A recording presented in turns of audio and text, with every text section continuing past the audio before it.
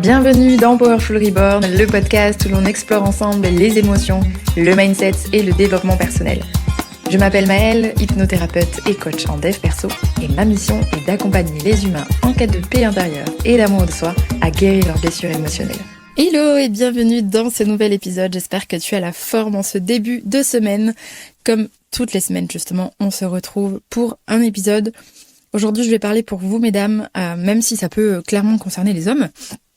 On va parler du fait que la femme parfaite ne sera jamais aimée. Alors, qu'est-ce que je raconte ? Je vais pouvoir développer tout ça. Il faut que tu retiennes une chose, la chose la plus importante. Que ce soit dans tes relations amicales, dans tes relations amoureuses, peu importe. Du moment où tu t'éloignes de toi-même, du moment où tu négocies avec toi-même, où tu changes les choses pour être choisi, pour être validé, pour être aimé, alors tu ne seras pas aimé pour qui tu es vraiment et tu ne seras peut-être pas choisi. Je vais te détailler tout ça et t'expliquer le pourquoi du comment.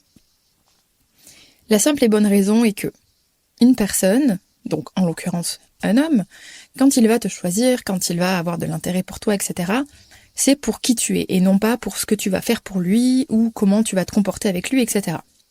Bien entendu, les valeurs, le comportement quand même sont importants si tu veux, mais ça, c'est pas la première chose que l'homme va regarder. Et j'ai envie de dire, à l'inverse, c'est pareil pour toi.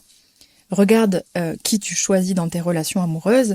En général, très souvent, tu vas choisir des hommes qui s'assument, des hommes qui se font confiance, des hommes qui sont eux-mêmes, qui ont une personnalité plutôt forte parfois, en tout cas qui sont eux-mêmes.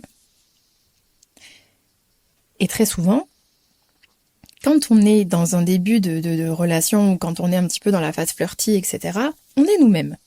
C'est cool, le courant passe bien, on se choisit parce qu'il y a ça et ça, parce qu'il y a tel et tel caractère, parce que voilà. Et quand on rentre dans la dynamique relationnelle, très souvent, et c'est le cas des femmes qui sont à profil anxieux, si tu ne connais pas les styles d'attachement, je te laisserai écouter l'épisode sur le sujet. Donc de ce fait, une nana qui va avoir un attachement anxieux, très souvent, va chercher de manière inconsciente à être la femme parfaite, c'est-à-dire à tout lui donner, à être lisse, à être mignonne, à être gentille. C'est un petit peu justement le syndrome de la fille gentille, c'est la même chose. Sauf qu'en faisant tout ça, tu perds ton essence, et en plus de ça, pour l'autre, tu deviens platonique. Pourquoi on réagit comme ça, surtout comme je dis dans le cas d'un attachement anxieux ? Eh bien pour la simple et bonne raison que on commence à avoir peur de perdre l'autre, nos blessures d'abandon, de rejet ou trahison, etc. se réveillent, et donc on va tout faire pour être la fille mignonne, la femme parfaite, pour que l'autre reste et nous choisisse. Et sauf qu'en fait, c'est là où tu as tout faux.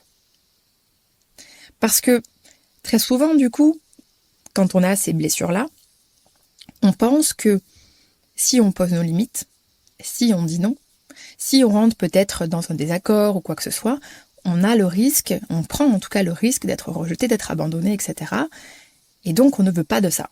Donc bien sûr, on se fourvoie et on fait en sorte que mais je suis mignonne, je suis gentille, moi tu vois, je suis la fille cool. Alors qu'au final, quand t'es pas avec lui, ou même quand t'es avec lui, dans le fond de tes tripes, il se passe un truc où tu te dis « Putain, je suis en train de me retenir sur un truc qui ne me convient pas, je suis en train de faire quelque chose auquel je ne suis pas alignée. » Et tout ça, tu le crées toi-même par rapport à tes peurs. Et comme je te disais, l'homme qui est en face de toi ne va pas te choisir. Indirectement, il va se dire « Oui, c'est cool. » En fait, tu deviens limite complètement acquise, tu deviens, comme je disais, lisse, platonique, alors que finalement, dans une dynamique relationnelle, n'oublie pas que, comme je disais, tout comme toi, tu choisis tes partenaires, le partenaire en face va apprécier qui tu es réellement, même s'il y a des désaccords, même s'il y a des frictions, même s'il y a des choses, etc. C'est au contraire quelque chose de très positif. Je te prends un exemple. Imagine que, je sais pas, il y a une dynamique dans laquelle... qu'est-ce que je pourrais trouver comme exemple, tiens. Oui, par exemple, vous n'êtes pas d'accord sur quelque chose, un sujet divers. Enfin, de base, toi, on va dire que tu ne rejoins pas ses pensées. Dans la dynamique de la blessure, tu pourrais te dire « Oui, je suis d'accord avec toi. Ok, super. C'est sûr que l'homme en face va dire, oh bah vraiment, elle est cool, franchement, elle est pas chiante, hein, super. Sauf que, à ce moment-là, tu éteins un petit peu la flamme, la séduction, le fait de chercher à te conquérir, etc. Parce que tu donnes déjà tout. Donc, lui, de manière inconsciente, hein, il va perdre un petit peu d'intérêt. Et petit à petit, son intérêt va peut-être aussi complètement s'éteindre.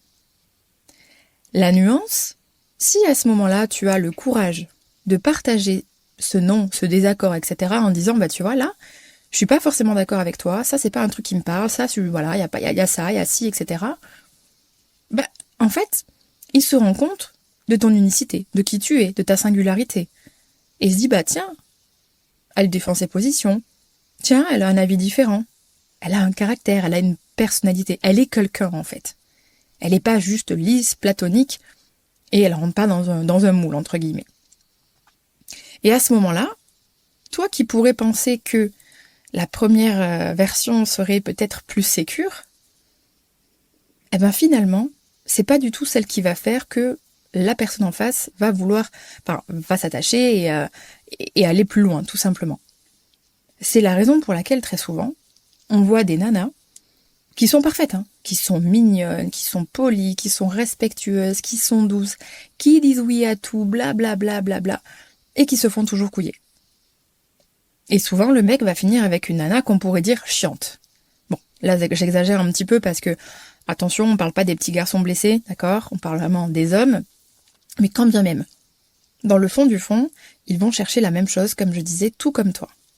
Ils vont chercher quelqu'un qui a une personnalité. Quelqu'un qui sait dire non. Quelqu'un qui se respecte. Parce que, rappelle-toi, qu'une personne qui pose ses limites, c'est quelqu'un qui se respecte. Par exemple. Et quand tu renvoies ce message de je me respecte, j'ai mon intégrité, et même si je t'apprécie, ben, je cherche pas à me fourvoyer dans tous les sens pour te convenir, tu renvoies aussi inconsciemment à l'autre une forme de respect. Et tu l'encourages à te respecter. Donc c'est exactement la même chose sur tout le reste, c'est-à-dire quand tu n'es pas d'accord, quand tu ne rejoins pas ses pensées, quand tu as une vision différente, etc. Et c'est pour ça que très souvent on dit oui, mais les hommes préfèrent les filles chiantes, mais pas du tout. J'ai envie de te dire, il y a quelqu'un sur cette planète qui cherche forcément quelqu'un comme toi. Comment tu veux que cet homme te trouve si tu n'es pas toi-même? Et je sais que ça peut être effrayant parce qu'on se dit, bah, si je suis moi-même, peut-être que je vais être rejetée. Si je suis moi-même, peut-être que je serai trop, peut-être que je ne serai pas assez, etc., etc. On parle toujours d'insécurité et de blessure. En revanche, si tu arrives à traverser ça, en gardant en tête, alors, bien entendu, attention, hein, on parle pas d'être une hystérique, d'être une jalouse, de déborder émotionnellement sur l'autre, non, c'est pas ça. C'est par exemple, je dirais même, je sais pas moi, quelqu'un qui dit, bah tiens, je suis pas pour l'adoption, par exemple, et la personne en face dit, bah moi, je suis pour. Ok, bah quels sont tes arguments, pourquoi, etc. On s'explique, mais on n'est pas obligé d'être d'accord. On n'est pas obligé, et tu n'es pas obligé. Et vraiment, je t'y encourage à fondre dans le moule, entre guillemets, avec l'autre.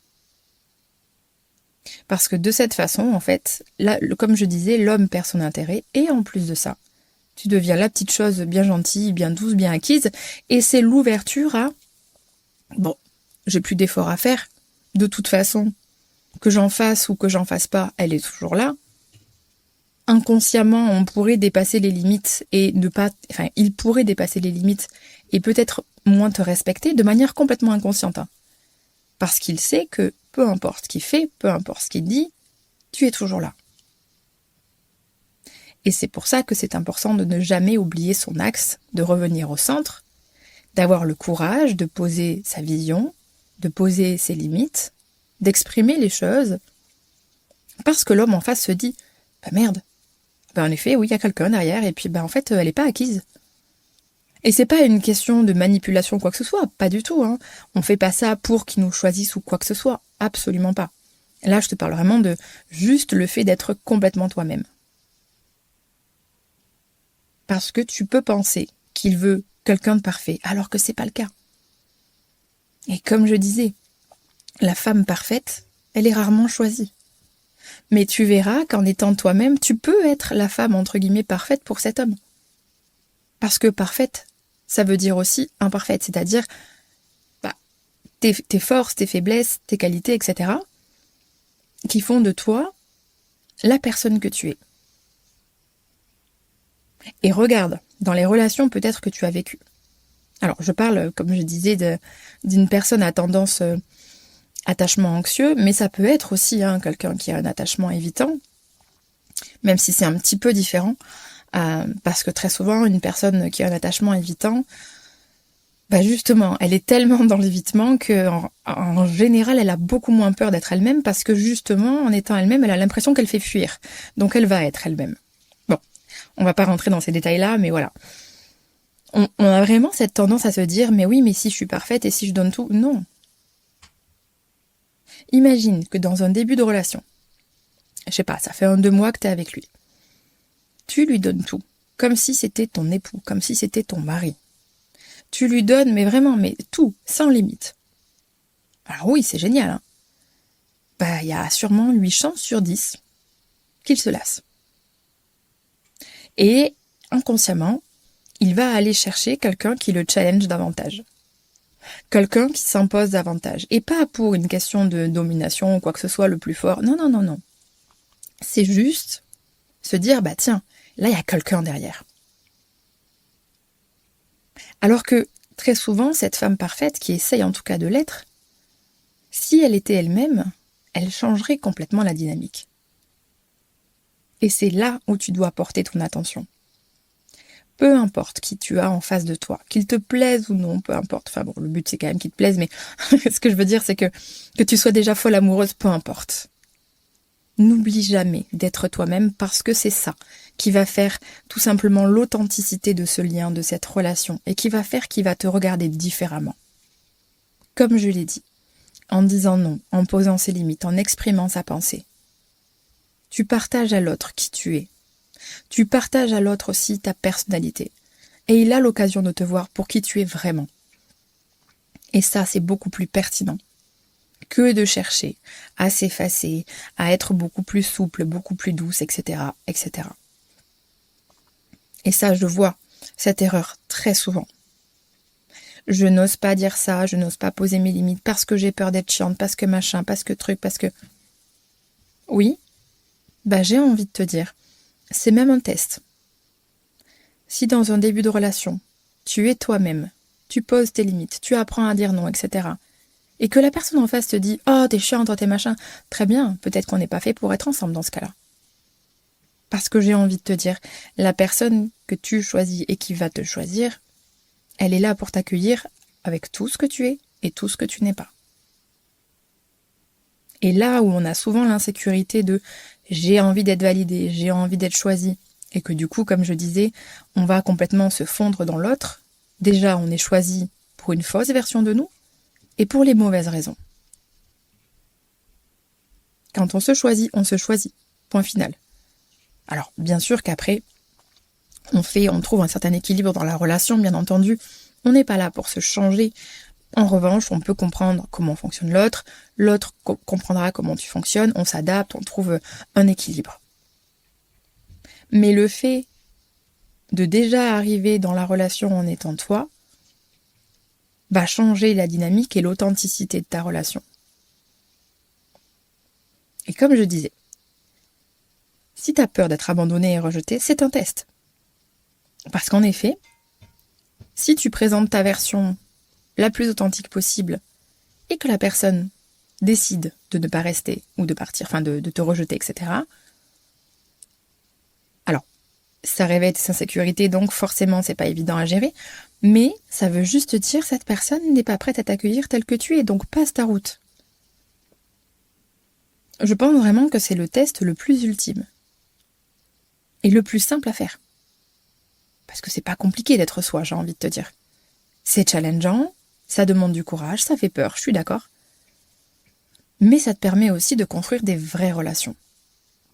Alors bien sûr, en parallèle, si tu sens qu'il y a beaucoup d'insécurité, si tu sens qu'il y a des blessures, etc., c'est le moment justement peut-être de venir les travailler parce que une relation peut être aussi le lieu où tu grandis, le lieu où tu guéris. Attention, l'autre n'est pas un sauveur et inversement, hein, mais les relations sont initiatiques et nous permettent aussi d'évoluer, de grandir, etc. si les deux personnes, bien entendu, sont sur la même dynamique. Je m'éloigne un peu du sujet là, mais voilà.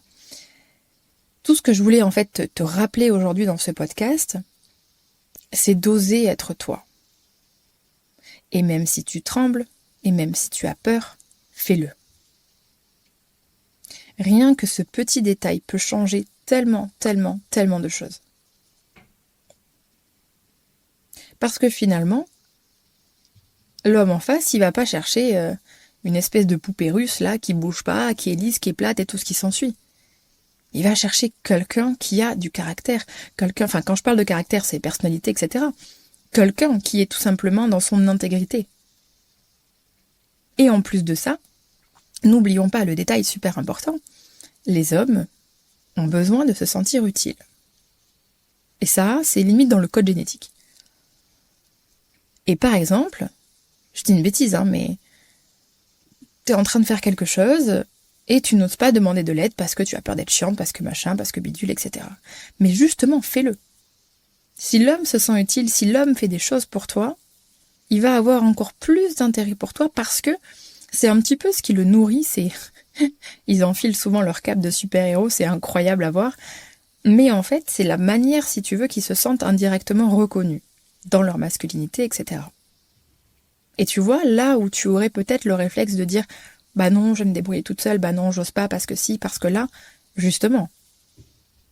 Et plus l'homme, en fait, voit au travers de toi quelqu'un qui n'est pas, entre guillemets, docile, domptable. Je m'entends quand je dis ça, attention, on part pas dans les excès d'être une furie ou je ne sais quoi. Hein. Mais juste le fait de, bah en fait, même quand j'arrive dans sa vie, elle reste elle-même avec ses opinions, ses visions, etc., ses limites. Et moi, derrière, en fait, je dois la conquérir. Et en fait, tu réveilles de manière inconsciente un petit peu son instinct de guerrier. Et c'est comme ça qu'ils trouvent leur place d'homme et c'est comme ça qu'ils se sentent reconnus. Donc tu vois que par insécurité, par blessure, tu peux complètement éclater le mécanisme qui fait que lui va s'attacher et te regarder pour qui tu es et te regarder avec intérêt. Je sais que c'est challengeant. Je comprends tout à fait. De base, j'ai ce type d'attachement aussi. Aujourd'hui, ce n'est plus le cas. Et de toute façon, peu importe qui j'ai en face de moi, bah, je poserai mes limites, j'exprimerai mes besoins et tout ce qui s'ensuit. Parce que je sais que du coup, dans toutes mes relations, j'attirerai et je choisirai des personnes et les personnes me choisiront pour qui je suis réellement. Et non pas pour ce que j'essaye d'être, pour qu'on me choisisse, pour qu'on me valide. Et c'est vraiment le facteur en fait que je vois très très souvent dans les relations, comme je te disais avec le style d'attachement anxieux ou la dépendance affective, etc. Je fais tout pour l'autre. Sauf qu'en faisant tout pour l'autre, premièrement, tu l'étouffes. Tu le lasses en fait, et il a pas forcément envie de te choisir. Et il va préférer une nana un petit peu plus spicy. Alors que ça se trouve, tu l'es déjà au fond de toi, mais tu n'oses juste pas l'être. Et dans ces moments, pose-toi la question en fait. Quand tu fais des choses où tu sens que tu dépasses tes limites, que tu dis non alors que c'est... Enfin, que tu dis oui alors que c'est non, que tu te fourvoies, etc. Pose-toi la question. Est-ce que j'essaye d'être validée ? Est-ce que est-ce que je fais ça pour être choisie ? Ou est-ce que je suis moi-même dans mon axe ? Et à ce moment-là, je t'encourage vraiment à retrouver ton axe, à porter ton courage et à oser affirmer qui tu es. Oui, non, limite, besoin, envie, etc. Et je te jure que c'est réel. Je sais à quel point ça peut être challengeant. Mais quand tu donnes tout, et c'est pareil dans l'autre sens, un mec qui donne tout à une nana en étant complètement lisse, complètement plat, c'est la même chose. Et c'est souvent comme ça qu'on dit « Oui, les femmes n'aiment pas les hommes gentils ». Non, non, non, non. C'est que ces hommes qu'on appelle gentils, ce sont juste des hommes parfaits, entre guillemets. Mais l'humain, il a besoin de contradictions, de caractère, de personnalité. Ça ne veut pas dire, attention, que ton mec ne peut pas être quelqu'un de parfait, pour toi. Encore une fois, comme je dis, parfait, ça veut pas dire grand-chose. L'homme parfait pour moi ne le sera pas pour toi. La femme parfaite pour un homme X ne sera pas pour un homme Y. Et en fait, être parfait, c'est être parfaitement imparfait. Mais c'est être toi. Donc, c'est la même chose finalement, que ce soit du côté des femmes, du côté des hommes. Tous ces gens qui veulent être gentils, qui veulent être doux, qui veulent être malléables, etc., souvent ne le font pas d'un espace de générosité, de gentillesse, tout ça, mais d'un espace insécure, d'un espace de blessure. Et donc, ça rend la dynamique complètement naze, l'autre en face se lasse, et après on se demande, oui, mais j'ai tout donné. Oui, ben justement, t'as trop donné en oubliant ta propre intégrité, pardon. Et ça, c'est le point essentiel à ne jamais oublier dans tes relations, l'intégrité. Qui tu es vraiment. Ta personnalité. Et je t'assure que, homme ou femme, hein, mais bon là on est concentré plus ou moins sur les femmes, en étant toi-même, le mec en face, il te choisira, ou il te choisira pas, peu importe, mais il te choisira vraiment pour ce qu'il voit. Et il va te trouver intéressante, il va te trouver intrigante, il va trouver en fait que derrière, comme j'ai dit, il y a quelqu'un. Et crois-moi, aujourd'hui, homme ou femme, on n'a pas envie de se mettre en relation avec un Sims. Avec un truc tout plat, tout parfait, tout... Non, pas du tout. C'est intéressant aussi d'avoir des avis controversés, d'avoir des opinions différentes, etc. On peut tout simplement avoir des débats, on peut réfléchir ensemble, discuter. Et c'est intéressant en fait, parce qu'on peut aussi trouver des équilibres différents, on peut s'ouvrir mentalement à des choses où on s'était pas forcément ouvert, etc. On peut changer d'avis aussi. Et c'est ça qui est génial. Si finalement t'arrives et tu es un petit peu l'ombre de Peter Pan, là, t'es complètement, on va dire, similaire à lui, mais pour être choisi, forcément, t'étonnes pas que derrière, ils te choisissent pas. Et comme je disais, c'est là où on dit la femme parfaite ou l'homme parfait, ou la femme gentille ou l'homme gentil, ne sont jamais choisis. Mais parce qu'en fait, comme j'ai dit, cette gentillesse ne vient pas du bon espace. Si je prends mon exemple aujourd'hui, je suis une femme gentille, je suis très douce en relation, etc. Tout ça, bien sûr. Par contre, je pose mon caractère. Je pose ma personnalité, j'explique qui je suis, je pose mes limites, je dis oui, je dis non, je machin, tout ça. Mais ça ne m'empêche pas d'être gentille, d'être douce, etc. Bien au contraire. Mais pas pour être choisie ou validée. Ou aimée. Parce que ça, de toute façon, ça ne fonctionne pas. Et de toute façon, tant que tu rentreras en relation dans cette dynamique-là, ce sera toujours pareil. Ou alors, il peut aussi t'arriver de rentrer en relation comme ça, et finalement, l'autre en face joue le même rôle que toi, et vous vous lassez l'un l'autre, ou toi tu te lasses, ça donne rien de très très bon. Avoir le courage d'être soi-même change énormément de choses. Et sans parler de tout ce qu'il y a à faire dans une relation, de comment on communique, comment on construit, etc. Ça, c'est la base. Ne rentre pas dans une relation en te fourvoyant. Et si tu sens que tu commences à négocier avec toi, à changer, etc., et que c'est parce que tu as peur d'être rejeté ou abandonné, c'est le moment pour toi de réagir justement et de dire non, pas ça, pas cette fois-ci. Cette fois-ci, je choisis d'être moi. Cette fois-ci, j'exprime. Et je prends peut-être effectivement le risque d'être rejeté ou abandonné. Mais au moins, je sais que si je suis choisie pour qui je suis vraiment. Parce que l'épanouissement dans une relation amoureuse, c'est pouvoir être soi. Vraiment. Et si tu ne peux pas, alors tu n'es pas au bon endroit. Donc, on n'oublie pas que oui, c'est challengeant, oui, ça fait peur. Mais dans tous les cas, si cette personne se tire, c'est qu'elle n'est pas faite pour toi. Point final. Quand je dis pas faite pour toi, je m'entends, mais c'est qu'en tout cas, vous ne pouvez pas vous correspondre.